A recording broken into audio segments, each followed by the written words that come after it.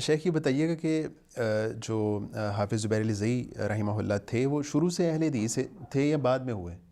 جی شیخ رحمہ اللہ ایک ایسے گھرانے میں پیدا ہوئے تھے جو ہمارے ہاں عموماً حنفی یا دیوبندی ذہن کے لوگ ہوتے ہیں. صحیح. تو ان کی ایک چچا اور پیدائش ان کی حضروں کی ہے. حضروں کی پیدائش. ٹھیک ہے. تو ان کے ایک چچا تھے جو کتابوں کے بڑے شوقین تھے، پڑھنے میں، مطالعہ کرنے میں. اچھا. تو ان کے پاس کافی کتابیں تھیں اور شیخ رحمہ اللہ کہتے ہیں میں اکثر جاتا اور وہاں کچھ کتابیں پڑھتا.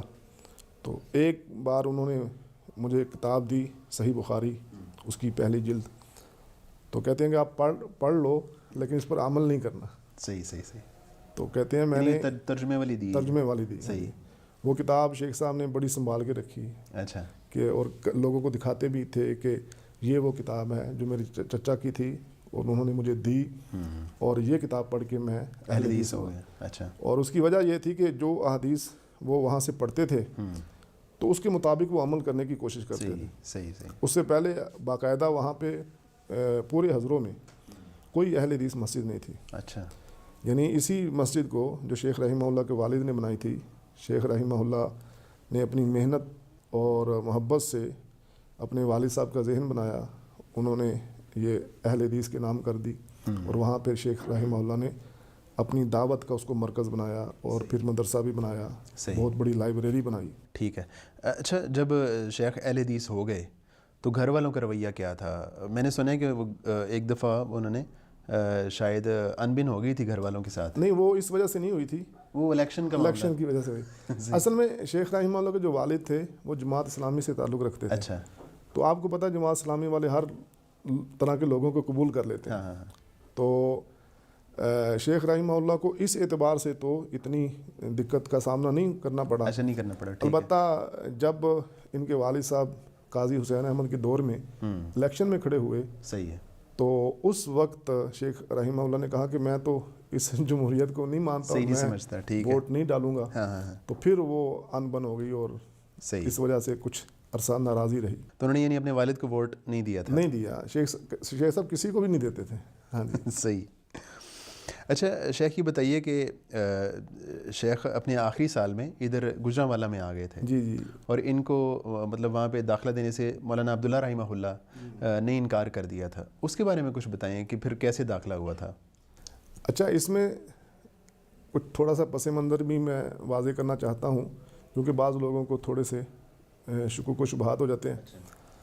شیخ رحمہ اللہ نے باقاعدہ پڑھا ہے اور اس انداز میں پڑھا جیسے پہلے علماء پڑھتے تھے، جو جس چیز کا ماہر ہوتا اس کے پاس جاتے. حضروں اس اعتبار سے بہت معروف ہے کہ وہاں پہ صرف و نحو کی تعلیم بڑی عام ہے. اچھا، ٹھیک ہے. تو اس علاقے میں جو بڑے معروف عالم تھے، ایک بار شیخ رحمہ اللہ نے میری ان سے ملاقات بھی کروائی. ابو عائشہ ان کی کنیت تھی. شیخ صاحب کہا کرتے تھے یہ نحو کے امام ہیں، اور میں نے ان سے باقاعدہ نحو کی کئی کتب پڑھی ہیں. وہ اہل حدیث عالم تھے؟ نہیں، وہ اہل حدیث نہیں تھے. اور اسی طرح وہاں ایک دیوبندی مدرسہ تھا، وہاں پڑھتے رہے شیخ رحمہ اللہ. اچھا. پھر جب ان کو پتہ چلا کہ یہ اہل حدیث ہیں تو انہوں نے ان کو وہاں سے نکال دیا. اچھا. تو اس طرح جتنی اہم بنیادی کتابیں تھیں وہ باقاعدہ اساتذہ سے شیخ رحمہ اللہ نے پڑھی. اور پھر جامعہ میں داخلے کے لیے گجرانوالہ آئے، جامعہ محمدیہ میں. تو اس وقت جو سرپرست تھے وہ مولانا عبداللہ رحمہ اللہ جو شیخ الحدیث تھے. ٹھیک. تو انہوں نے جامعہ محمدیہ میں، ہاں جی، صحیح، جیسے رولز ہوتے ہیں جامعہ والوں میں، انہوں نے انکار کر دیا. تب شیخ رحمہ اللہ اس وقت وہاں پہ مولانا حافظ عبدالسلام بن محمد رحمہ اللہ بٹوی صاحب، جی، اسی طرح شیخ الحدیث مولانا حافظ عبدالمنان نور پوری رحمہ اللہ، یہ بھی وہاں تھے. تو وہاں ان کے پاس گئے اور ان کے ساتھ گفت و شنید کی.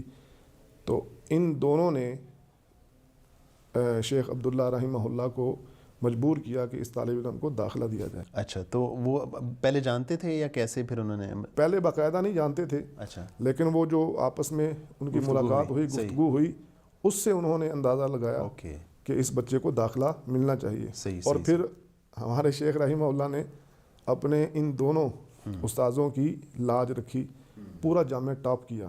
اچھا ماشاء اللہ، اسی سال میں اسی سال پورے جامعہ کو ٹاپ کیا. اچھا ماشاء اللہ ماشاء اللہ.